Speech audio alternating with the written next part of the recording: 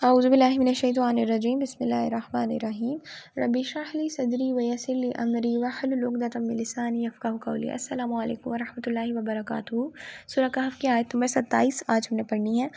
وَاتْلُ مَا أُوحِیَ إِلَيْکَ مِن کِتَابِ رَبِّکَ لَا مُبَدِّلَ لِکَلِمَاتِهِ وَلَن تَجِدَ مِن دُونِهِ مُلْتَحَدًا، اور تلاوت کیجیے اس کی جو وحی کی گئی ہے آپ کی طرف آپ کے رب کی کتاب میں سے۔ تلاوت جو ہے وہ ایسی تلاوت کو کہتے ہیں، ایسے پڑھنے کو کہتے ہیں جس میں صرف آپ پڑھ نہیں رہے بلکہ آپ نے پیروی بھی کرنی ہے، آپ نے اس کو فالو بھی کرنا ہے۔ نبی صلی اللہ علیہ وسلم کو حکم دیا جا رہا ہے جو آپ پڑھ رہے ہیں نا اس کو آپ نے خود بھی فالو کرنا ہے، ٹھیک ہے؟ آپ نے صرف پڑھنا نہیں ہے لوگوں پر بلکہ آپ نے خود بھی فالو کرنا ہے، اس کو فالو یعنی پیروی کر کے دکھانی ہے لوگوں کو۔ کہا جا رہا ہے آپ تلاوت کیجیے اس کی جو وحی کی گئی ہے آپ کی طرف آپ کے رب کی کتاب میں سے، یعنی کتاب کون سی ہے آپ کے رب کی کتاب؟ جو ام الکتاب ہے، اس کتاب میں ہی ہماری اس قرآن پاک کا اور جتنی بھی ہولی بکس ہیں ان کا ریکارڈ موجود ہے۔ تو وہ جو رب کے پاس کتاب ہے اس میں سے ہے لا مبدل لکلماتہ، نہیں کوئی بدلنے والا اس کی باتوں کو۔ اس چیز کی دلیل یہاں سے مل جاتی ہے کہ جو رب کے پاس کتاب موجود ہے ام الکتاب، اس میں اس چیز کا تو ریکارڈ ہے ہی۔ دنیا میں اگر کوئی شخص ان ہولی کتابوں کو بدلنا چاہے تو وہ اس کے اختیار میں تو اللہ تعالیٰ نے دے رکھی ہے کہ تم بدل لو، لیکن اصل میں وہ بدلنے کے قابل نہیں ہے۔ اللہ تعالیٰ نے اس کا ریکارڈ آسمانوں پر رکھ چھوڑا ہے، جس کا مطلب ہے کہ اللہ کی باتیں بدلنے والی نہیں ہیں، اللہ تعالیٰ کی باتیں کسی صورت نہیں بدلیں گی۔ لا مبدل لکلماتہ، بدلنا چاہے کوئی شخص بدلنا چاہے بھی تو اس کو بدل نہیں سکتا، کوئی شخص اختیار رکھ ہی نہیں سکتا، کوئی بدلے گا بھی تو اس کا وہ کانٹیکسٹ بنے گا ہی نہیں، وہ چیز اس طرح بنے گی ہی نہیں جیسے رب نے نازل کی ہے، جو کہ اس بات کی دلیل ہے کہ جتنا مرضی لوگ اگر خود سے بدلنا چاہیں تو بدل لیں، لیکن جو رب نے ایک دفعہ کہہ دیا ہے نا وہ ہو کے ہی رہنا ہے، اس کی باتیں اس کے اختیارات صرف اس کے پاس ہے، اور دنیا میں کسی کے پاس یہ اختیار نہیں ہے کہ وہ اس کے اختیارات کو لے سکے، کوئی بھی نہیں ہے، اور اس کے اختیارات کو نہ لے پانا ہی اس کی بات کو قائم رکھنا ہے، ٹھیک ہے؟ اور یہ بات اس بات کو واضح کر دیتی ہے کہ لا مبدل لکلماتہ، کہ اللہ تعالیٰ کی باتوں کو، اللہ تعالیٰ کے کلام کو کوئی بھی بدلنے والا نہیں ہے۔ ولن تجدہ، اور نہ ہرگز آپ پائیں گے من دونہ اس کے سوا ملتحدہ کوئی بھی جائے پناہ یعنی پناہ گاہ۔ ملتحدہ کہتے ہیں پناہ گاہ جس میں آپ چھپ سکیں، جس میں آپ اپنے آپ کو محفوظ سمجھ سکیں، تو اللہ تعالیٰ کے سوا آپ کسی بھی ایسی جگہ کو محفوظ نہیں سمجھ سکیں گے، کوئی بھی ایسی جگہ جس کو آپ محفوظ سمجھ سکیں، اللہ کے سوا آپ کوئی ایسی جگہ نہیں پائیں گے۔ آپ ہر وقت اللہ تعالیٰ کو اپنے لیے اگر پسند کرتے ہیں، اللہ تعالیٰ کو اگر آپ یہ سمجھتے ہیں کہ اللہ تعالیٰ آپ کی حفاظت کرنے والا ہے، تو پھر اور کوئی نہیں ہے جو آپ کی حفاظت ویسے کر سکے جیسے اللہ تعالیٰ آپ کی اب تک حفاظت کرتا آ رہا ہے اور آگے بھی انشاءاللہ کرے گا۔ وَاصْبِرْ، اور آپ روک رکھیے اپنے آپ کو، صبر کیجیے نفسہ کا اپنے آپ پر، مع الذین، ان لوگوں کے ساتھ جو یدعون پکارتے ہیں ربہم اپنے رب کو، بالغدوۃ والعشی، صبح اور شام، یریدون، وہ چاہتے ہیں، وجہہ، اس اللہ کا چہرہ۔ اچھا جی، نبی صلی اللہ علیہ وسلم کو کیا تلقین کی جا رہی ہے کہ آپ اپنے آپ کو اس بات پر صبر رکھیں، اپنے آپ کو قائم رکھیں، اور ان لوگوں کو دیکھیں جو کہ دن رات صرف اللہ تعالیٰ کا ہی ذکر کرتے ہیں، اللہ تعالیٰ کی ہی کلام پڑھتے ہیں۔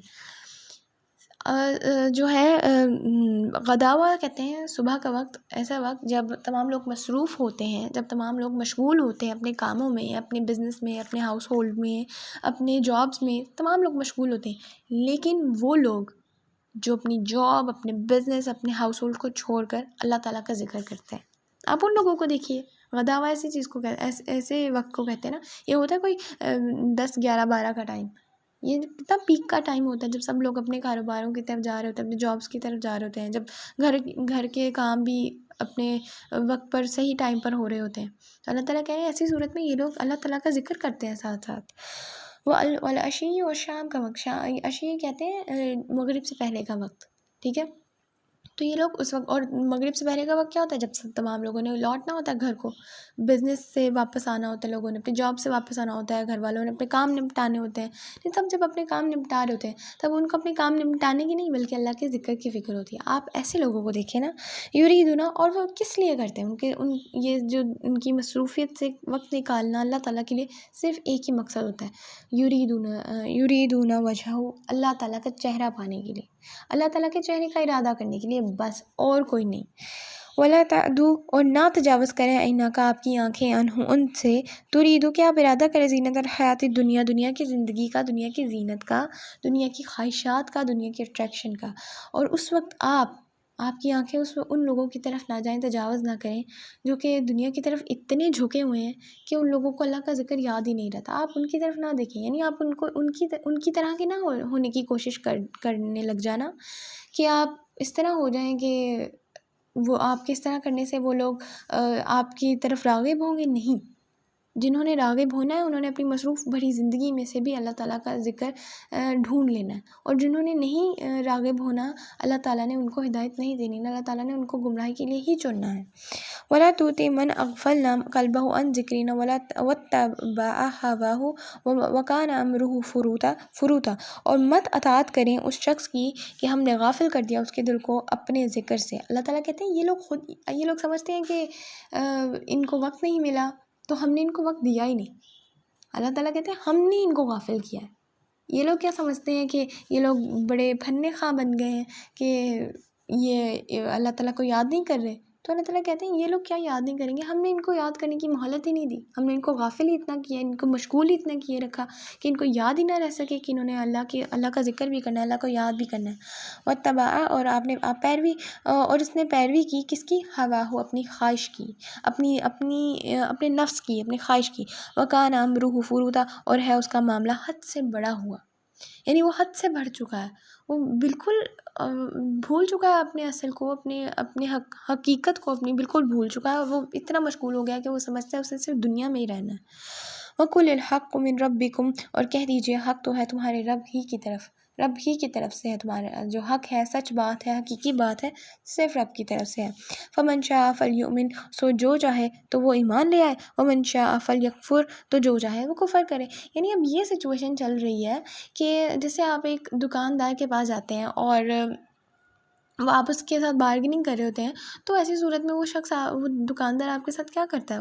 وہ آپ کے ساتھ جب آپ بالکل جانے لگتے ہیں تو وہ کہتا ہے اچھا جی یہ لاسٹ ہے، یہ ڈسکاؤنٹڈ آفر ہے آپ کے لیے، تو آپ رک جاتے ہیں. تو یہ وہ سچویشن ہے کہ اب تو چاہے کوئی اس ڈسکاؤنٹ کو اویل کر لے اور نہ چاہے تو پھر کفر میں ہی بیٹھا رہے. یہ اس پر ہے، اس کے اختیار میں. ٹھیک ہے جی. انا اعتدنا، ہم بے شک ہم نے تیاری کی ہے. انا میں بھی ہم آیا ہے اور اعتدنا میں بھی ہم آیا ہے کہ بلا شبہ کوئی شک نہیں اس میں کہ ہم نے خود تیاری کی ہے. للظالمین، تیار کی ہے ظالمین کے لیے، نارن، آگ، احاطہ جو گھیرے ہوئے ہے بھی ان کو، سرادقوہا، ان کی کناتوں نے ان کو گھیرا ہوا ہے، اس کی آگ کو. اچھا اب یہ سینیریو دکھایا جا رہا ہے کہ اللہ تعالیٰ کہہ رہے ہیں ہم نے کیا کیا ہے، دوزخ کی آگ کو گھیرا ہوا ہے، دوزخ کو گھیرا ہوا ہے آگ سے، ٹھیک ہے، کناتوں کو. اور اگر یستغیثوا، وہ پانی کے لیے فریاد کریں، یعنی اب ایسے صورت میں جب بہت زیادہ گرمی ہو رہی ہے جہنم میں، اللہم لا جعلنا منہم، اللہ پاک ایسے لوگوں میں ہمارا شمار بالکل نہ کرے، ہرگز نہ کرے. ایسی صورت میں کہا جا رہا ہے کہ وہ لوگ کیا کریں گے، یستغیثوا، فریاد کریں گے پانی کی. جو چیز، یعنی یستغیثوا کہتے ہیں استغاثہ سے نکلا ہے صحیح ٹائم پر، صحیح وقت پر، صحیح مقدار میں پانی کی خواہش کرنا، پانی کو مانگنا، طلب کرنا. اس وقت تو اللہ تعالیٰ سے جہنم میں اللہ تعالیٰ سے صحیح وقت پر، یعنی جب ان پر آگ پڑ رہی ہوگی، جب آگ نے ان کو چاروں طرف سے گھیرا ہوا ہوگا، تب وہ اللہ تعالیٰ سے مانگیں گے پانی کو، اور صحیح مقدار میں مانگیں گے جو ان کی آگ کو، ان کی گرمی کو کم کر دے. ٹھیک ہے. یغاثو، تو وہ فریاد رسی کیے جائیں گے، بما، ان ایسے پانی کے ساتھ، تو اللہ تعالیٰ ان کی فریاد پوری کرے گا، اللہ تعالیٰ ان کی قبول کرے گا فریاد کو، اور اللہ تعالیٰ ان کو ایسا پانی دے گا، کیسا، کالمہلی، جو تیل کی تلچھٹ کے مانند ہوگا. کالمہلی، جو کہ تیل کی مانند ہوگا. تیل جو ہے نا، ایک تیل الگ ہوتا ہے اور پانی اگر گرم ہو وہ الگ ہوتا ہے. تیل ذرا سا بھی گرم ہو اور آپ کو اسکن پہ لگ جائے نا تو وہ آپ کی اسکن پہ نشان اور کیا ایک چھالا بنا دیتا ہے. وہ پانی پانی کی بجائے ان کو تیل دیا جائے گا، تیل ان پر برسایا جائے گا، یشوی اور بھون ڈالے گا وجوہ ان کے چہروں کو۔ اب ایسی صورت میں دیکھیں نا، چہروں کا ذکر کیوں ہے؟ کیونکہ وہ اللہ تعالیٰ سے فریاد کہتے ہیں اوپر۔ جب آپ دیکھیں، جب آپ بہت زیادہ آپ کو کسی چیز کی ضرورت ہو نا، آپ لوگ آسمان کی طرف دیکھ کر، ہم لوگ آسمان کی طرف دیکھ کر جو ہے نا، یعنی اپنا چہرہ اوپر کر کے اللہ تعالیٰ سے فریاد کرتے ہیں کہ صرف بس آسمان سے یہ مدد آنی باقی ہے۔ یہی یہ لوگ کر رہے ہوں گے کہ یہ اوپر دیکھ رہے ہوں گے اور اوپر سے ان پر بالکل تیل برسایا جائے گا اور کہ ان کا چہرہ بالکل بھون دیا جائے گا۔ جب یہ اوپر دیکھیں گے تو چہرہ ہی اوپر ہوگا، تو سب سے پہلے جو بھونا جائے گا ان کا چہرہ ہوگا۔ اللہم لا تجعلنا منہم، اللہ تعالیٰ ہمیں ایسے لوگوں میں بالکل شمار نہ کرے۔ بئس الشراب وساعت مرتفقہ، بہت ہی برا ہے وہ مشروب اور بہت ہی بری ہے وہ آرام کا۔ مرتفقہ یہ تنزل استعمال کیا جا رہا ہے، حالانکہ مرتفقہ مطلب ہوتا ہے جو چیز آپ کو بہت زیادہ آرام دے۔ تکیہ جیسے آپ اپنے سر کے نیچے رکھتے ہیں، وہ آپ کو کتنا سافٹ لگتا ہے کہ آپ اس پہ گہری نیند سو جاتے ہیں، بڑا مزے سے لیٹ جاتے ہیں۔ تو یہ اللہ تعالیٰ تنزل کہہ رہے ہیں کہ آپ دیکھو، یہ لو، لے لو تم اپنی آرام کا، یہ لو مرتفع کا لے لو تم اپنی۔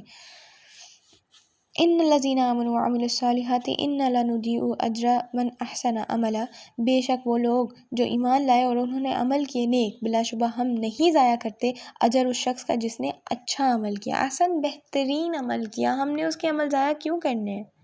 جو شخص ایمان لے آئیں گے، جو شخص نیک عمل کریں گے، باقی رہنے والے عمل کریں گے، اللہ تعالیٰ کہتے ہیں ہم ان کے اجر، ان کے نیک اعمال کو، اچھے اعمال کو ضائع ہرگز نہیں کریں گے۔ اولئک، یہی وہ لوگ ہیں، لہم جنات عدن تجری من تحتہم الانہار، یہی وہ لوگ ہیں، انہی کے لیے ہے باغات ہمیشگی کے، بہتی ہوں گی من تحتہم الانہار، اس کے نیچے سے نہریں، یحلون، اس زیور پہنائے جائیں گے، فیہا، اس میں، من اساور، کنگنوں میں سے، من ذہبن، جو کہ سونے کے ہوں گے، ویلبسون، اور وہ پہنیں گے، ثیابن، کپڑے، خضرن، سبز رنگ کے، من سندسن، اور باریک ریشم کے، واستبرق، موٹے ریشم سے، متکئین، تکیے لگائے ہوں گے تختوں پر، فیہا، اس میں، علی الارائک، نعم الثواب وحسنت مرتفقہ، اچھا ہے بدلہ، کیا ہی بہترین ہے بدلہ، اور کتنی اچھی ہے کہ ہوگی وہ آرام گاہ۔ اچھا جی، یہاں کیا کہا جا رہا ہے؟ یہ لوگ جو ہیں وہ، اب جنتیوں کے بارے میں کہا جا رہا ہے کہ جو اچھے اعمال کرنے والے ہوں گے ان کے لیے کیا دنیا میں خوشخبری اللہ تعالیٰ نے یہ دے دی کہ ان کو دنیا میں ایک ویو بتا دیا جنت کا، کیا ہوگا کہ وہ باغات ہوں گے ایسے جو ہمیشگی کے ہوں گے، باغات ہوں گے وہ ہمیشگی کے ہوں گے۔ اگلی جو ہم نے پڑھنی ہے قصہ، اس میں ہم باغوں کا ایک قصہ پڑھیں گے، اور اس میں بتایا جا رہا ہے کیسے اس کا باغ نہیں رہا، اور یہاں بتایا جا رہا ہے کہ اس کا باغ ہوگا جو وہ ہمیشہ رہے گا، وہ باغ کسی بھی طرح سے تباہ نہیں ہو سکتا، ٹھیک ہے، کیونکہ اللہ تعالیٰ نے ان کے وہ اجر دیا ہوگا، اللہ تعالیٰ نے اس کو وہ بدلہ دیا ہوگا اس کے اعمال کا، ٹھیک ہے جی۔ تو کہا جا رہا ہے ہمیشگی کی کہ بہتی ہوں گی اس کے نیچے سے نہریں، یعنی ارد گرد باغ ہوں گے اور نیچے اس کے بالکل واٹر فال ہوگی، نہریں ہوں گی، یحلون، اور وہ پہنائے جائیں گے اس وقت، کیا پہنائے جائیں گے؟ سونے کے زیور پہنائے جائیں گے وہ اس دن، اور وہ پہنیں گے کپڑے کس چیز کے؟ ریشم کے۔ مردوں کے لیے سونا دنیا میں حرام ہے، لیکن آخرت میں یہی چیز ان کے لیے سوغات بنے گی، اور اللہ تعالیٰ ان کو یہی چیز پہنائیں گے، ٹھیک ہے۔ اور ریشم بھی نہیں ہے مرد پر سوٹیبل، تو اللہ تعالیٰ کہہ رہے ہیں ان کو باریک ریشم، بڑی خوبصورت، بڑی ہی بہترین قسم کی ریشم، اور موٹی ریشم، جس کی جو خواہش ہوگی وہ جیسے فرمائش کرے گا اس کو ویسے جو ہے وہ کپڑے لباس دیا جائے گا۔